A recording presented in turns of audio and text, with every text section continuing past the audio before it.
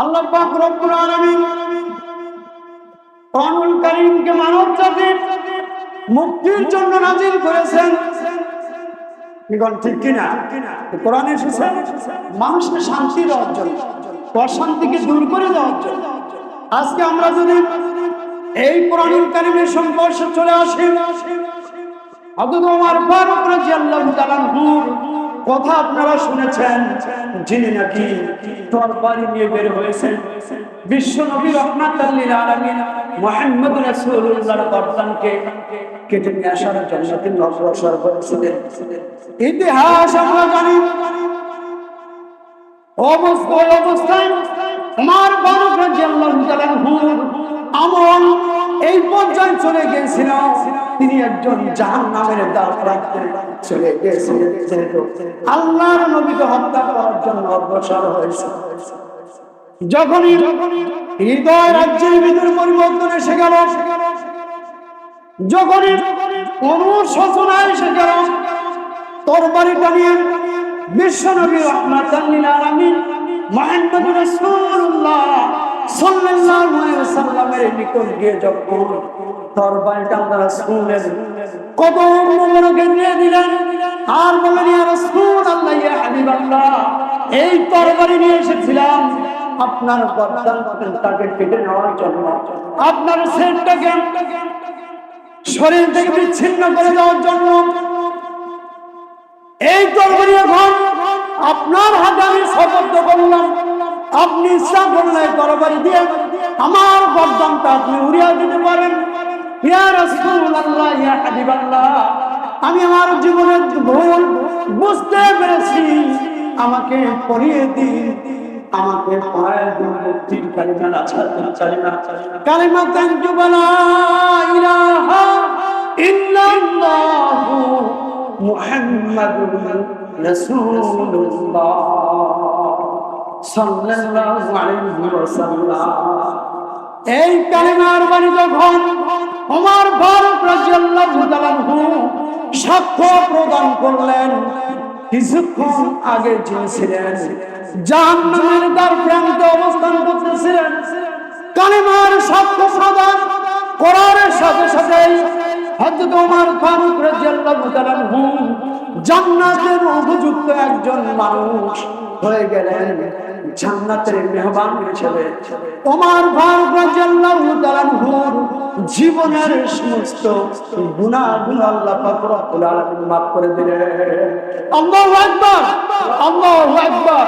সুতরাং আমি আজকে যুবকদেরকে বলবো, তোমরা যদি আজকে কোরআনের সংঘর্ষে চলে আসো, তোমাদের জীবন পরিবর্তন করে দিবেন কে?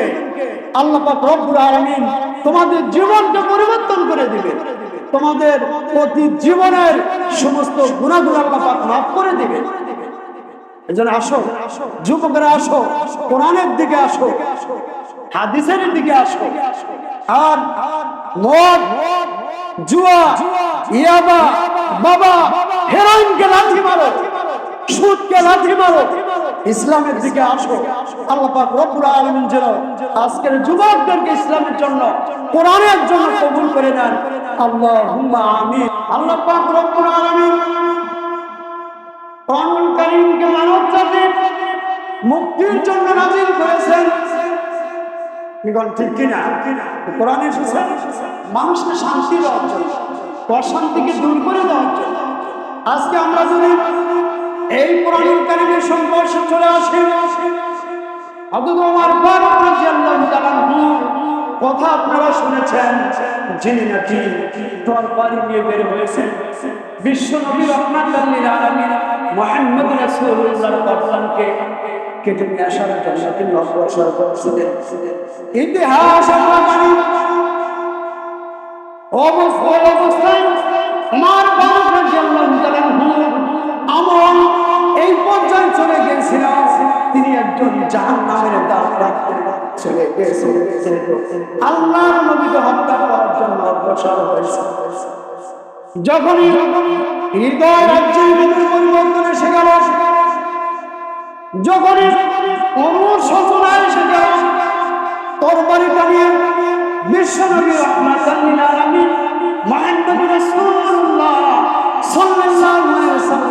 করতে গিয়ে যখন তরবারিটা তারা শুনলেন কদম মোবারকে নিয়ে দিলেন আর বললেন ইয়া রাসূলুল্লাহ ইয়া হাবিবাল্লাহ এই তরবারি নিয়ে এসেছিলাম আপনার গর্দানটাকে কেটে নেওয়ার জন্য, আপনার শরীরটাকে শরীর থেকে বিচ্ছিন্ন করে দেওয়ার জন্য। এই তরবারি এখন আপনার হাতে আমি সতর্ক করলাম, আপনি ইচ্ছা করলে তরবারি দিয়ে আমার গর্দানটা আপনি উড়িয়ে দিতে পারেন। ইয়া রাসূলুল্লাহ ইয়া হাবিবাল্লাহ আমি আমার জীবনের ভুল বুঝতে পেরেছি, আমাকে পড়িয়ে দিন, আমাকে পড়ায় দিন কালিমা না ছাড়তে চাই না, কালিমা কানতে বলা ইলাহা ইল্লাল্লাহ মুহাম্মাদুর রাসূলুল্লাহ সাল্লাল্লাহু আলাইহি ওয়াসাল্লাম। এই কালিমার বাণী যখন ওমর ফারুক রাদিয়াল্লাহু তাআলা সাক্ষ্য প্রদান করলেন, কিছুক্ষণ আগে চেয়েছিলেন জাহান্নামের দ্বারপ্রান্তে অবস্থান করতেছিলেন, কালিমার সাক্ষ্য প্রদান করার সাথে সাথে হযরত ওমর ফারুক রাদিয়াল্লাহু তাআলা জান্নাতের উপযুক্ত একজন মানুষ হয়ে গেলেন, জান্নাতের মেহমান হিসেবে। ওমর ফারুক রাদিয়াল্লাহু তাআলা জীবনের সমস্ত গুনাহগুলো আল্লাহ পাক রব্বুল আলামিন মাফ করে দিলেন। আল্লাহু আকবার, আল্লাহু আকবার।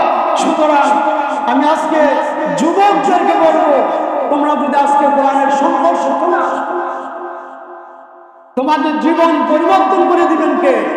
আল্লাহ পাক রব্বুল আলামিন তোমাদের জীবনটা পরিবর্তন করে দিবেন, তোমাদের অতীত জীবনের সমস্ত গুনাহগুলো পাপ মাফ করে দিবেন। এজন্য আসো যুবকেরা, আসো কোরআনের দিকে আসো, হাদিসের দিকে আসো। আর মদ, জুয়া, ইয়াবা, বাবা, হেরোইনকে লাথি মারো, সুদকে লাথি মারো, ইসলামের দিকে আসো। আল্লাহ পাক রব্বুল আলামিন যেন আজকের যুবকদেরকে ইসলামের জন্য, কোরআনের জন্য কবুল করে নেন। আল্লাহুম্মা আমিন।